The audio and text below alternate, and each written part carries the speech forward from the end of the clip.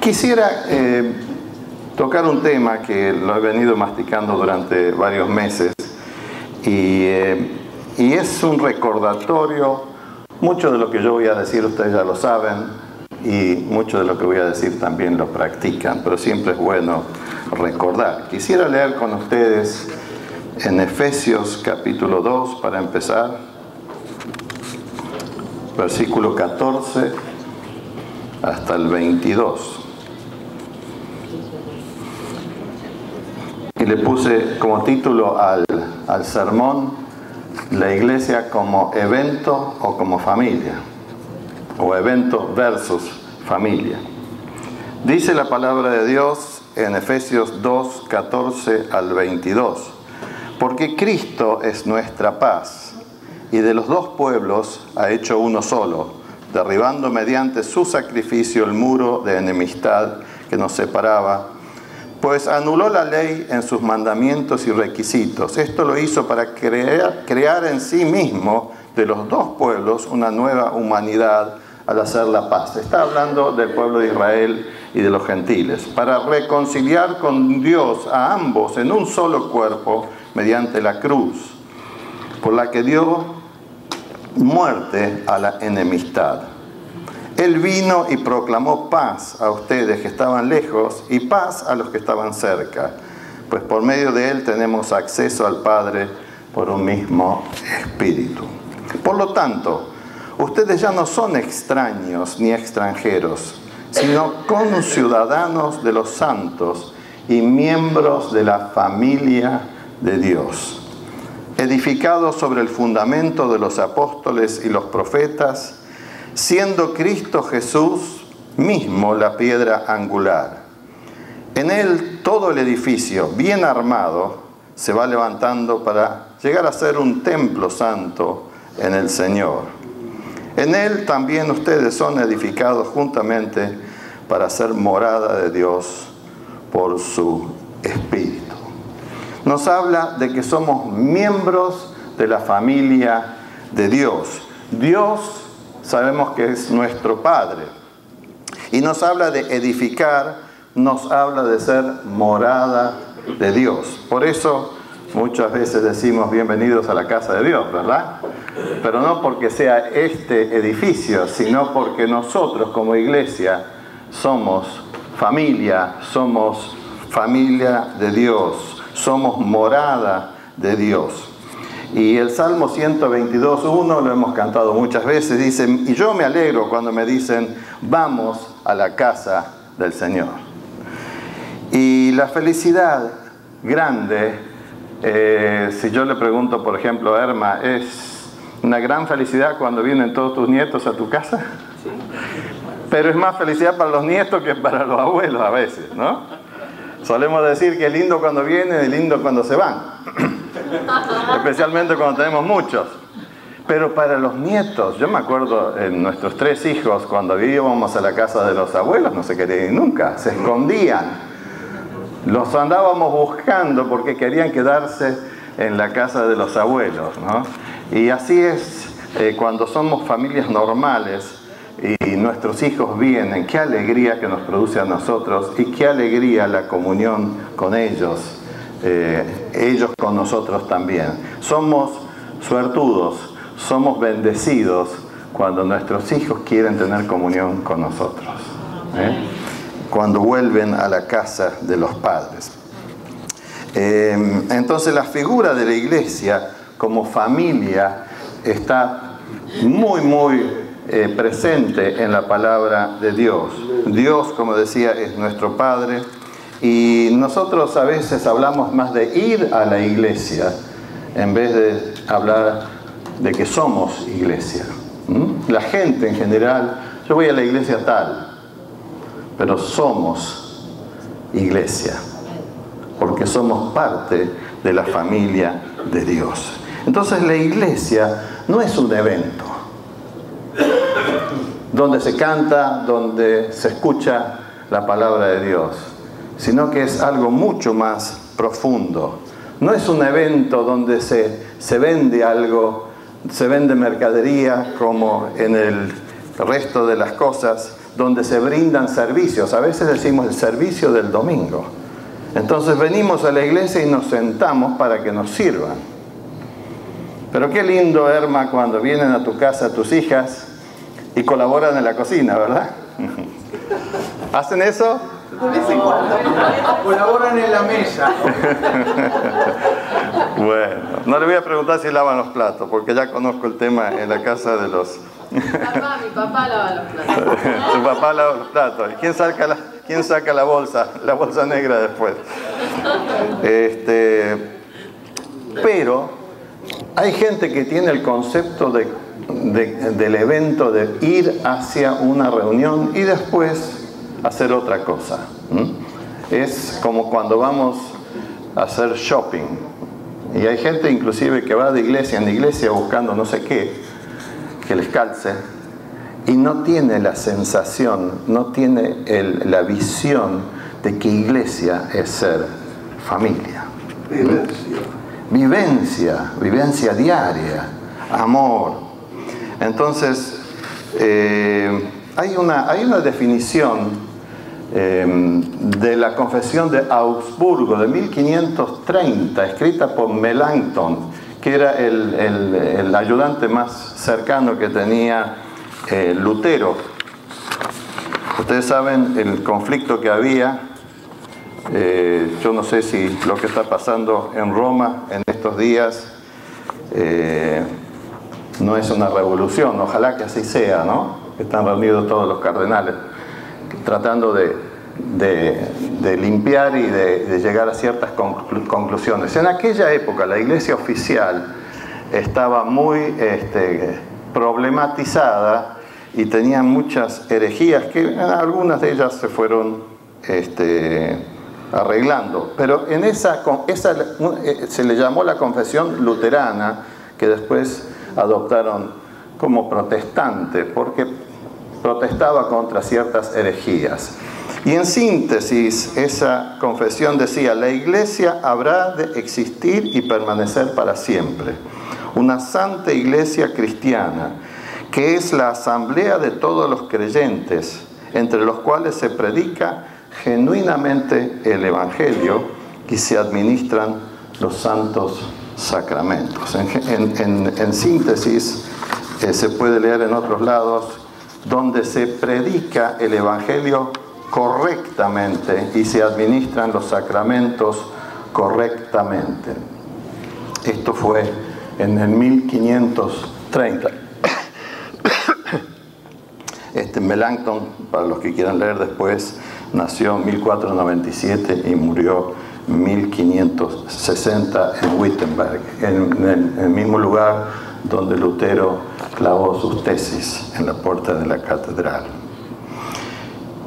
Fue parte de la Reforma, fue una confesión hecha, y el tema era que desafiaba entonces las herejías de su época. Por eso hablaba de predicar el Evangelio correctamente y administrar los sacramentos correctamente. Pero si a eso le agregamos la herencia que tenemos nosotros, podríamos decirle, de la sociedad de consumo moderna, la iglesia como evento, se torna más difícil escapar de lo que pasa en muchas iglesias hoy en día, en muchas congregaciones hoy en día. El libre mercado, la gente que sale a comprar, a veces compulsivamente, a veces no le gusta una cosa, la tira, va y compra otra parecida. No se reciclan muchas cosas porque hay como un deseo de compra, ¿no? Y este libre mercado no es de Estados Unidos solo, sino que se exporta también a Latinoamérica, se exporta a África, a nivel iglesia estoy hablando, ¿no? A veces actúan los líderes religiosos como si fueran vendedores, ¿verdad? ¿Han visto eso alguna vez? En televisión. Y estrategias de evangelismo se presentan y se parecen a campañas de marketing.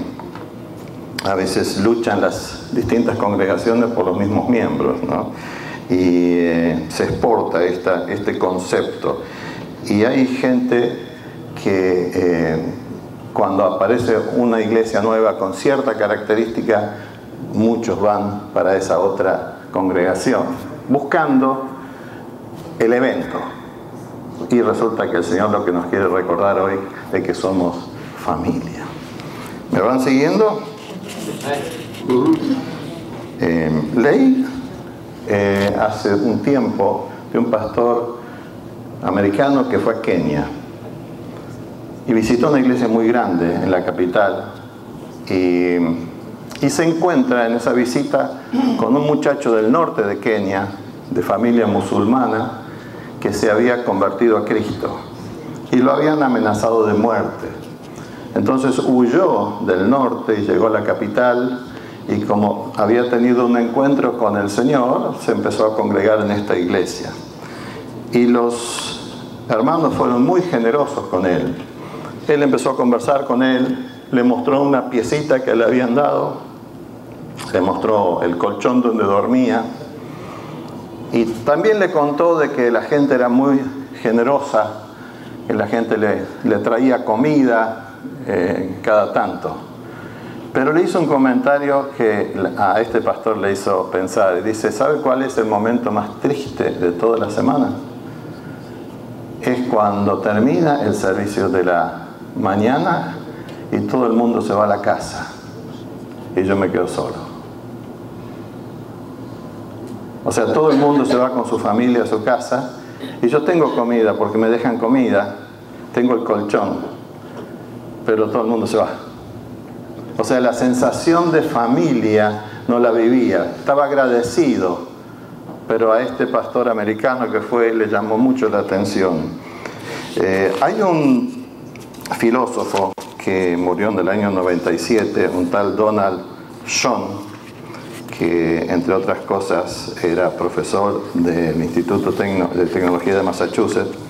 Él ideó una de las algo que él llamó metáfora generativa, para describir cómo las imágenes mentales afectan cómo afrontamos los problemas. O sea, la imagen que nosotros tenemos en la mente hace como nosotros actuemos, ¿no?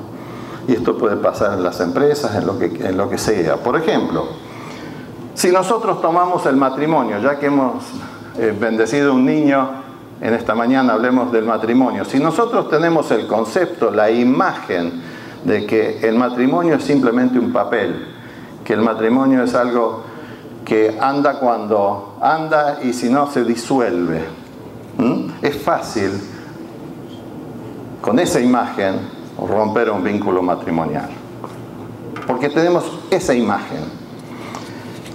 Si tenemos la imagen de que el Estado tiene que proveer para nosotros, busco subsidio, no hace falta trabajar, porque es una imagen que a mí me genera actitudes. Es responsabilidad del Estado limpiar las calles. Entonces nosotros tiramos un papel, nos reconocemos en nuestros países, ¿verdad? Y a veces tristemente pasa acá también. La gente deja una lata, deja una botella de plástico en la calle o en el parking, chicles. Total, el Estado pone a alguien que limpia.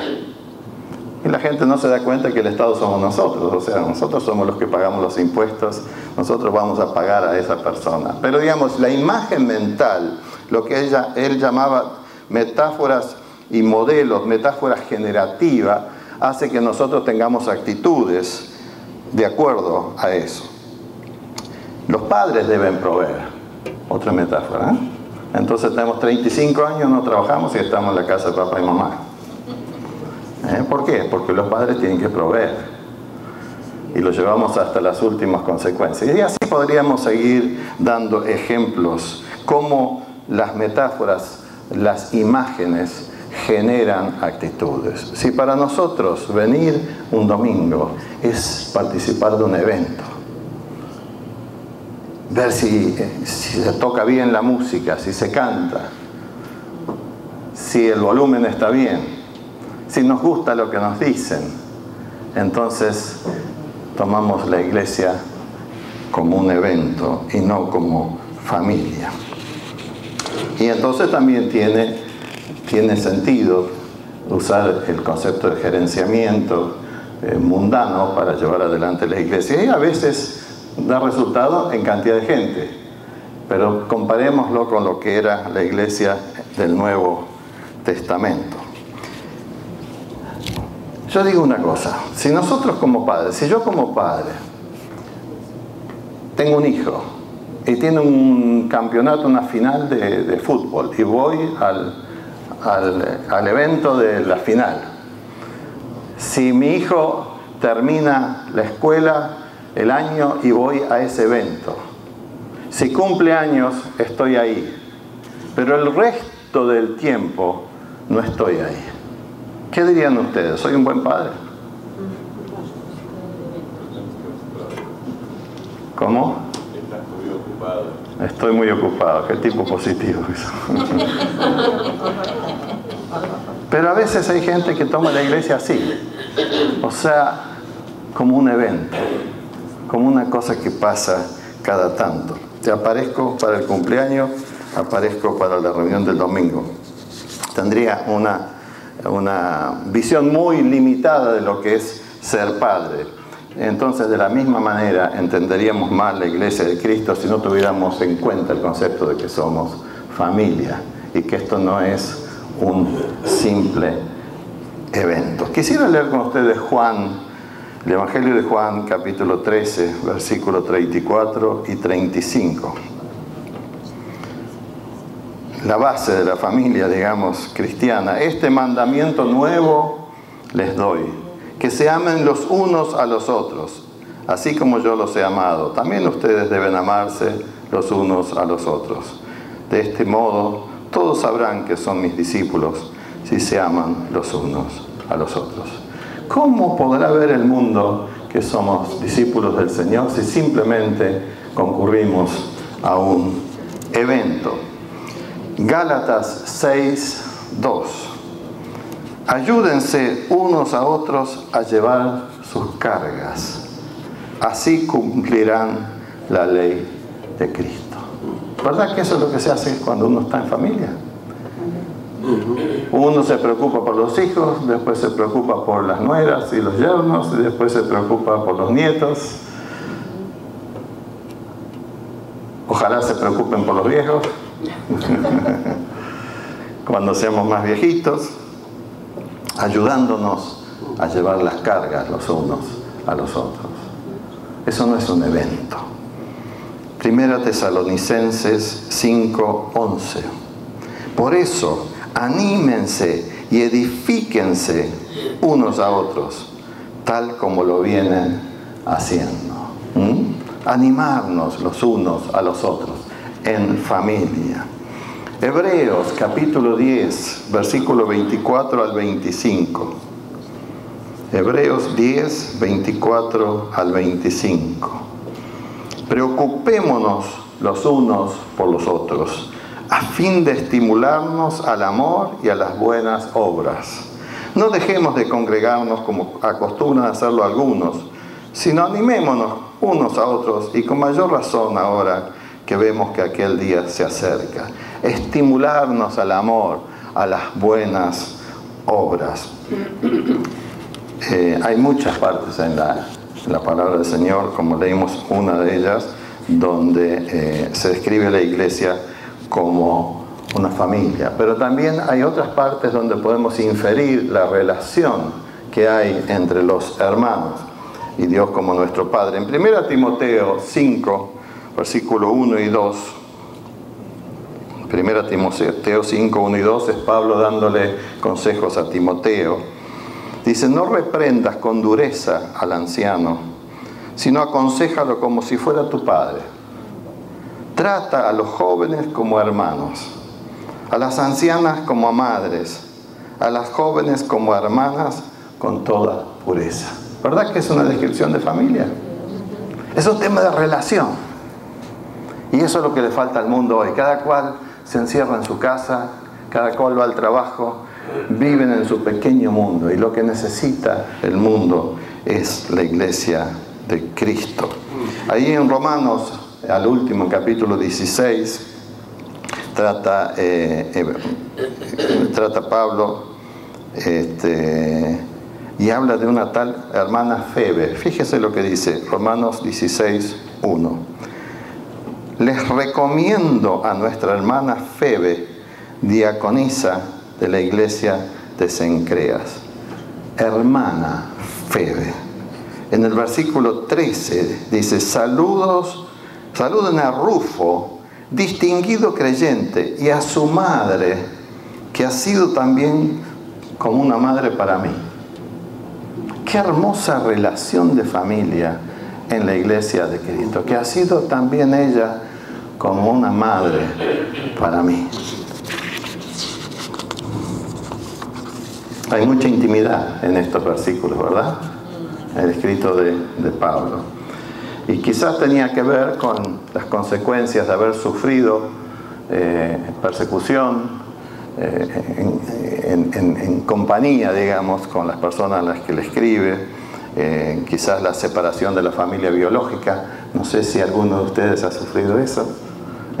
Que venimos de distintos países, estamos lejos de nuestra familia biológica. Eso hace que la iglesia tome aún más importancia. El hecho de poder sentirnos en familia. ¿Cuántos se sienten en familia? A ver, levante la mano. En la iglesia de Cristo. Qué bueno. Quizás era servicio en común con estas personas que Pablo nombra en épocas muy difíciles. Él describe en esos versículos a la iglesia como familia. Y es interesante, si leemos en Mateo 12, 46 y al 50, cuando Jesús le avisan de que la mamá y los hermanos están afuera. Mateo 12, 46 al 50, dice: mientras Jesús le hablaba a la multitud que estaba congregada, se presentaron su madre y sus hermanos. Alguien le dijo: tu madre y tus hermanos están afuera y quieren hablar contigo. ¿Quién es mi madre y quiénes son mis hermanos?, replicó Jesús. Señalando a sus discípulos, añadió: aquí tienen a mi madre y a mis hermanos. Pues mi hermano y mi hermana y mi madre son los que hacen la voluntad de mi Padre que está en los cielos. Está describiendo la iglesia, y no se le puede acusar a Jesús de no preocuparse por la familia. Inclusive a los fariseos en una oportunidad les llama la atención porque no se preocupan por su familia. Él estando en la cruz le encarga a su propia madre a Juan, ¿verdad? O sea, no está diciendo que la madre no es la madre y los hermanos no son los hermanos. Lo que está queriendo decir es: ustedes también. Ustedes son mis hermanos, ustedes son mis hermanas, ustedes son mi madre. Hablando de la futura iglesia que vendría. Si yo voy a la casa de mi hija, yo no pretendo que mi hija me reciba y me dé servicio de restaurante. O sea, que me reciba en la puerta, me ubique en la mesa, me dé un menú, me prepare la comida como si fuera el restaurante con tantos ingredientes. Yo voy a la casa de mi hija y estoy en familia. Y no me preocupa si hay algún tío por ahí que es medio cargoso, lo aguanto, ¿verdad? Y si los chicos están un poquito revoltosos, también lo aguanto. Y si mi yerno pone una música que no me gusta demasiado, la aguanto también. ¿Me van siguiendo? Y si de repente el vecino tiene una música que a mí me encanta, yo no me voy a la casa del vecino. Me quedo en familia. Hay muchos que hacen shopping cristiano. O sea, van de vecino en vecino donde está la mejor música, o la que le gusta, donde están los mejores músicos. Pero se pierden la oportunidad de ser familia. De ser familia. Yo sería un desubicado si le digo a mi hija: mira, está todo muy lindo acá, pero en la casa del vecino está la música que a mí me gusta. No, yo me quedo y disfruto de la familia. Cuando digo yo, creo que todos ustedes se identifican conmigo, ¿verdad? ¿Qué les dice esto de gente que a veces anda picoteando de congregación en congregación? Cuando hablamos de familia en el Nuevo Testamento, hablamos de la familia extendida. Eso incluía a los hijos, eso incluía a los nietos, eso incluía a los esclavos, eso incluía a las viudas, incluía inclusive a los extranjeros. Todo eso fue así hasta la Revolución Industrial. Normalmente en esa época, en todos esos miles de años, lo que pasaba era que el que tenía un hijo carpintero, el hijo aprendía carpintería. El que era agricultor aprendía a cultivar la tierra. El que era ganadero aprendía a cuidar los animales. Y se hacían una casita alrededor. Y era la familia extendida. Cuando viene la Revolución Industrial, que empezó en Inglaterra, allá por el 1700, por ahí, la gente se traslada a la ciudad y empieza a vivir muchas veces en departamentos donde hasta el día de hoy es así, donde a veces ni sabemos si el vecino se está muriendo de cáncer, si el que vive arriba tiene para comer.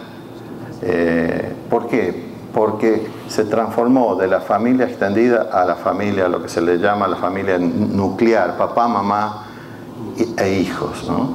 En los países llamados industrializados o de avanzada, que a veces no son de avanzada moralmente, no se tiene más de 2 hijos, en algunos países menos de 2 hijos, ¿no? 1,8, 1,5. Entonces, no es que tengan medio chico, ¿me entienden? Sino que cuando se hacen los porcentajes, eso es lo que da. Y la familia nuclear juega en contra de este concepto de familia extendida, que es la iglesia. Era el ejemplo que usaba Jesús. Y yo lo he experimentado con ustedes. Con Esteban hemos hablado muchas veces de la bendición de poder tenerlos a todos ustedes. Viajamos mucho, estamos mucho por otros lados, y poder volver y tenerlos a ustedes. Saber que oramos los unos por los otros. Yo oro por ustedes. ¿Oran por mí? ¿Sí? Qué hermoso, qué hermoso. Qué hermoso es juntarse. Qué hermoso es invitarse cada tanto. La familia extendida del Señor. Así estamos ahora en el mundo, pero no quiere decir que la iglesia tiene que ser así, ¿no es cierto?, de la familia nuclear, sino si la iglesia pudiera ser esa familia extendida, podría erradicar muchas cosas y establecer parte del reino de Dios en esta tierra, la familia extendida. Haría una gran diferencia en este mundo dividido. Entonces, esa familia extendida, ese concepto de familia, nos da un equilibrio de que la iglesia, en nuestra mentalidad, que la iglesia no es un evento. Por supuesto que el evento existe, distintos eventos, pero eso no es lo importante. Lo importante es mi hermano, ser parte de la familia del Señor, no un modelo individualista, consumista, sino que las familias se preocupan las unas por las otras, están comprometidos unas con las otras por el resto de sus vidas. Amén. No por un año, no por un tiempo, sino las relaciones. Nosotros que hemos vivido en distintos lugares, es tan interesante volver y parece que no hubiera pasado el tiempo. Somos hermanos. Yo cuando he ido a visitar la misión indígena me dicen, hermano David, sepa que oramos por usted todos los días. No tiene precio, no tiene precio. ¿Por qué? Porque somos familia, aun cuando estemos lejos. O sea, no hacemos cálculos económicos, costo versus beneficio, sino que somos familia. Nos comprometemos para bien y para mal, en riqueza y pobreza. Nos apoyamos en triunfos nos apoyamos en derrotas, en penas. Estamos juntos. Nos reímos con los que ríen, lloramos con los que lloran. Entonces la iglesia, para terminar, no es un edificio, no es un evento, no es un servicio. Le llamamos servicio del domingo, pero no es que venimos para que nos sirvan, sino que somos familia. Es una reunión más que un servicio, una reunión familiar, una familia, un verdadero festejo. Esto es una fiesta. ¿Amén? Dígale al que tiene al lado, somos familia, ¿ves? Somos familia. Al que tiene del otro lado ahora, somos familia. El que tiene de atrás, somos familia. Hermanos, sigamos siempre siendo familia. Yo sé que ustedes son buena gente, pero es un recordatorio, es un recordatorio. Yo los quiero mucho, hermanos. Sigamos siempre siendo familia. Amén. Amén.